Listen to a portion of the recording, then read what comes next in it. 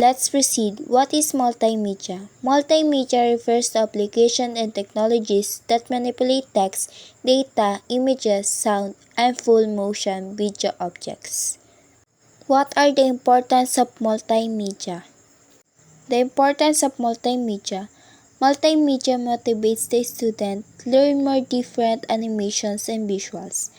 Multimedia content can be accessed by people with different learning styles and abilities. What are the examples of multimedia? The examples of multimedia are audio slideshows is a journalistic form that combines images and sound to create engaging stories. Video podcast is a program made available in digital format for download over the internet. What is ICT? Information and Communication Technologies. It refers to the use of technology to communicate and access information. What are the importance of ICT?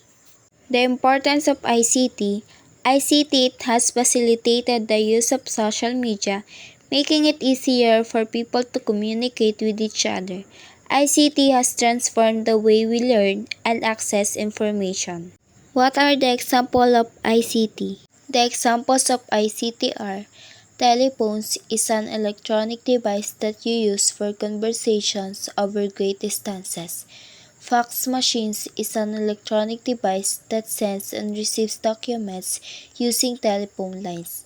Calculator, a small electronic machine that can add, multiply, and etc.